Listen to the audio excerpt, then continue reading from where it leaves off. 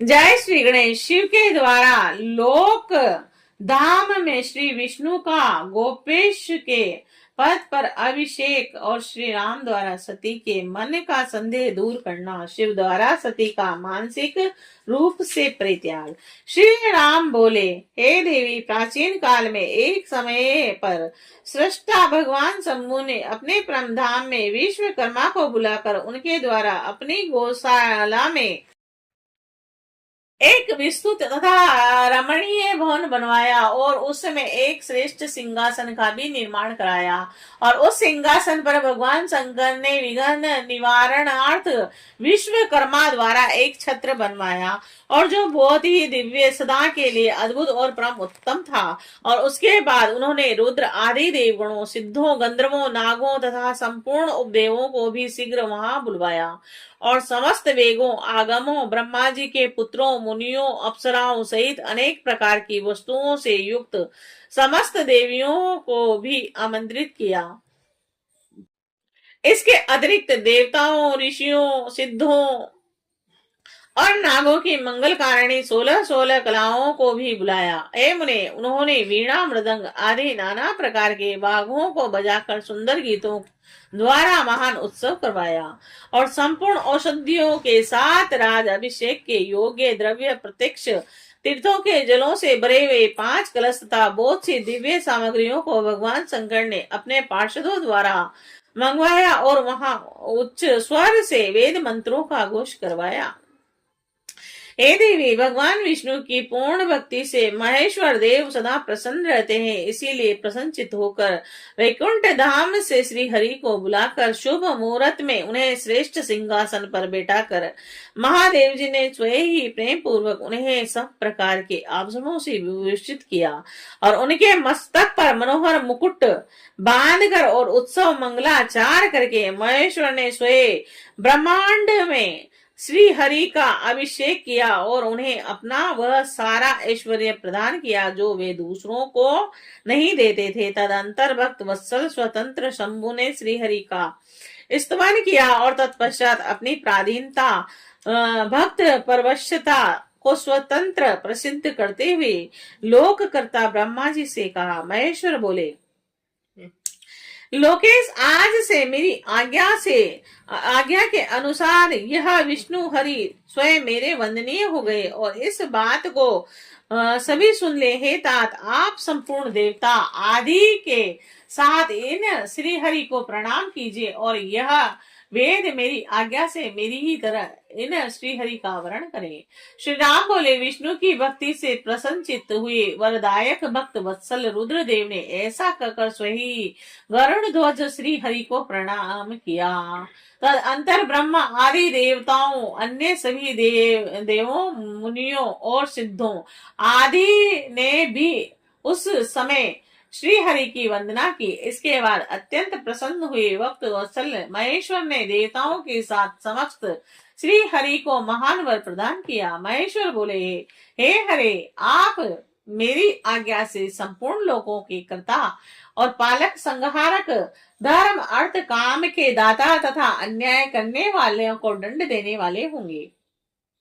आप महान बल पराक्रम से संपन्न, जगत पूज्य जगदीश्वर होंगे, और कहीं कहीं मुझ से भी अजय होंगे। आप मुझ से मेरी दी हुई 3 प्रकार की यह शक्तियां ग्रहण करें। इच्छा आदि की सिद्धि, अनेक प्रकार की लीलाओं को प्रकट करने की शक्ति, और तीनों लोकों में नित्य स्वतंत्र रहने की शक्ति द्वारा प्रयत्न पूर्वक दंडनीय होंगे। यह विष्णु में आपके भक्तों को उत्तम मोक्ष प्रदान करूंगा। आप इस माया को भी ग्रहण करें, जिनका निर्वारण करना देवता आदि के लिए भी कठिन है, और जिससे मोहित होने पर वह यह शिव जड़ रूप हो जाएगा। हरे, आप मेरी माया बुझा है और विधाता दायनी बुझाए। आप इन विधाता के भी उत्पादक और पालक होंगे। मेरे हृदय रूप जो रुद्र है वही मैं हूँ, और इसमें संशय नहीं है। वे रुद्र आपके और ब्रह्मा आदि देवताओं के भी निश्चय ही पूजे हैं, और आप यहाँ रहकर अनेक प्रकार की लीलाएं करने वाले अपने विभिन्न अवतारों द्वारा विशेष रूप से संपूर्ण जगत का पालन करें। मेरे लोक में आपका यह परम वैभवशाली और अत्यंत उज्जवल स्थान गोलोक नाम से विख्यात होगा। ए हरे, भूतल पर जो आपके अवतार होंगे वह सबके रक्षक और मेरे भक्त होंगे। मैं उनका दर्शन करूंगा और वे मेरे वर से सदा प्रसन्न रहेंगे। श्री राम जी बोले, इस प्रकार श्री हरि को अपना अखंड ऐश्वर्य प्रदान कर उमापति भगवान हर स्वयं कैलाश पर्वत पर रहते हुए अपने पार्षदों के साथ स्वच्छंद क्रीड़ा करने लगे। और तभी से भगवान लक्ष्मीपति ने गोप वेश धारण कर लिया और वे गोप गोपी तथा गौओं के अधिपति होकर बड़ी प्रसन्नता के साथ वहां रहने लगे। वे विष्णु भी प्रसन्नचित होकर समस्त जगत की रक्षा करने लगे और वे शिव जी की आज्ञा से नाना प्रकार के अवतार धारण करके जगत का पालन करने लगे। और इस समय वे श्री हरि भगवान शंकर की आज्ञा से 4 रूपों में अवतरीर्ण हुए हैं और उनमें एक में राम हूँ और भरत, लक्ष्मण तथा शत्रुघ्न है। हे देवी, हे सती, मैं पिता की आज्ञा से सीता और लक्ष्मण के साथ वन में आया हूँ और भाग्यवश इस समय में दुखी हूँ और यहाँ किसी निशाचर ने मेरी पत्नी का हरण कर लिया है और मैं विरही होकर भाई के साथ वन में अपनी प्रिय की खोज कर रहा हूँ। ए सती, हे मात, जब आपका दर्शन प्राप्त हो गया तब आपकी कृपा से सर्वथा मेरा कुशल ही होगा और इसमें संदेह नहीं। है देवी, आपका दर्शन मेरे लिए सीता प्राप्ति का वर स्वरूप होगा और आपकी कृपा से उस दुख देने वाले पापी राक्षस को मारकर मैं सीता को प्राप्त कर लूंगा, इसमें संदेह नहीं है। आज मेरा महान सौभाग्य है जो आप दोनों ने मुझ पर कृपा की और जिस पर आप दोनों दयाद्र हो जाएं वह पुरुष धन्य और श्रेष्ठ है। इस प्रकार बहुत सी बातें कहकर कल्याणमय सती देवी को प्रणाम करके रघुकुल शिरोमणि श्री राम उनकी आज्ञा से वन में विचरने लगे और पवित्र हृदय वाले राम की शिव भक्ति प्रायण तथा शिव प्रशंसा परक बात सुनकर सती मन ही मन प्रसन्न हुई। तद अंतर अपने कर्म को याद करके उनके मन में बड़ा शोक हुआ और उनकी अंग क्रांति फीकी पड़ गई और वे उदास होकर शिव जी के पास लौट आए। मार्ग में जाती हुई देवी सती बारंबार चिंता करने लगी कि मैंने भगवान शिव की बात नहीं मानी और श्री राम के प्रति कुसंगति बुद्धि कर ली। अब शंकर जी के पास जाकर उन्हें क्या उत्तर दूंगी, इस प्रकार से विचार करने पर उन्हें बहुत पश्चाताप हुआ।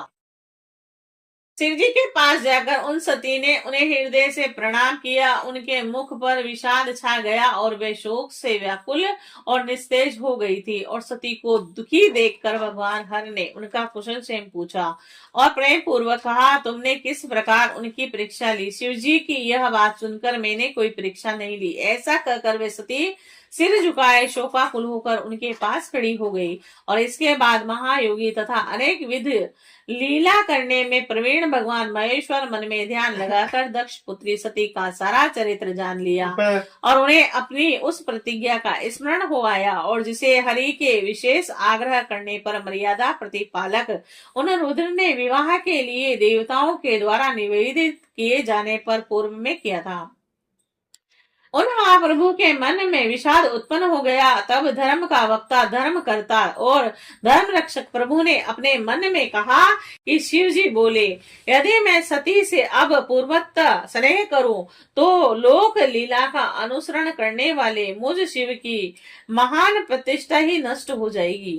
ब्रह्मा जी बोले, इस प्रकार मन में अनेक तरह से विचार कर भेद और धर्म के प्रतिपालक शंकर जी ने हृदय से सती का त्याग कर दिया किंतु अपनी प्रतिज्ञा को नष्ट नहीं किया। तत्पश्चात परमेश्वर शिव जी मन से सती को त्याग कर अपने कैलाश पर्वत की ओर चल दिए। उन प्रभु ने अपने निश्चय को किसी के सामने प्रकट नहीं किया। मार्ग में जाते हुए महेश को, अन्य सब को तथा विशेषकर सती को सुनाते हुए आकाशवाणी हुई। आकाशवाणी बोली, हे परमेश्वर, आप धन्य हैं। इस त्रिलोकी में आपके समान कोई भी नहीं है और जिसने आज तक ऐसी प्रतिज्ञा की हो, आप महायोगी तथा महाप्रभु हैं। ब्रह्मा जी बोले, यह आकाशवाणी सुनकर क्रांति से हीन देवी सती ने शिव से पूछा, हे नाथ, आपने कौन सी प्रतिज्ञा की है परमेश्वर, मुझे बताइए। सती के इस प्रकार पूछने पर ही भी सबका हित करने वाले प्रभु ने पहले अपने विवाह के विषय में भगवान विष्णु के सामने जो प्रतिज्ञा की थी उसे नहीं बताया। है मुने, उस समय सती अपने प्राण वल्लभ पति भगवान शिव का ध्यान करके प्रीतम के द्वारा अपने त्याग संबंधी समस्त कारण को जान गई और शंभु ने मेरा त्याग किया है। और इस बात को जानकर दक्ष कन्या सती बार बार श्वास भरती हुई शीघ्र अत्यंत शोक में डूब गई, बारंबार खिसकने लगी। और सती के मनोभाव को जानकर प्रभु शिव ने उनके लिए जो प्रतिज्ञा की थी उसे गुप्त ही रखा और वह दूसरी बहुत सी कथाएं कहने लगे। इस प्रकार नाना प्रकार की कथाएं कहते हुए वह सती के साथ कैलाश पर जा पहुंचे और श्रेष्ठ आसन पर स्थित हो समाधि लगाकर अपने स्वरूप का ध्यान करने लगी। सत्य अत्यंत व्याकुलित चित्त होकर अपने धाम में रहने लगी। हे मुने, शिवा और शिव के उस चरित्र को किसी ने नहीं जाना। हे महामुने, इस प्रकार स्वेच्छा से शरीर धारण करके लोक लीला का अनुसरण करने वाले उन दोनों प्रभुओं का बहुत काल तक समय व्यतीत हो गया। तत्पश्चात उत्तम लीला करने वाले महादेव जी ने ध्यान तोड़ा और यह जानकर जगदम्बा सती वहां आई और उन्होंने व्यथित हृदय से शिव को प्रणाम किया और उद्धार चित्त वाले शंभु ने उन्हें अपने सामने बैठने के लिए आसन दिया और वह बड़े प्रेम से बहुत सी मनोरम कथाएं कहने लगे। उन्होंने वैसे ही लीला करके सती के शोक को तत्काल दूर कर दिया और वह पूर्वतः सुखी हो गई। फिर भी शिव जी ने अपनी प्रतिज्ञा को नहीं तोड़ा। हे तात, परमेश्वर शिव जी के विषय में यह कोई आश्चर्य की बात नहीं समझनी चाहिए। हे मुने, मुनि लोग शिव और शिवा की ऐसी ही कथा चाहते हैं। कुछ मूर्ख लोग उन दोनों में वियोग मानते हैं, परंतु उनमें वियोग कैसे संभव हो सकता है। शिवा और शिव के वास्तविक चरित्र को कौन जान सकता है। वे दोनों सदा अपनी इच्छा से क्रीड़ा करते हैं, भांति भांति की लीलाएं करते हैं। सती और शिव वाणी और अर्थ की भांति एक दूसरे से नित्य संयुक्त हैं और उन दोनों में वियोग होना संभव है। उनकी इच्छा से ही लीला में वियोग हो सकता है। श्री शिवाय नमस्तुभ्यम्।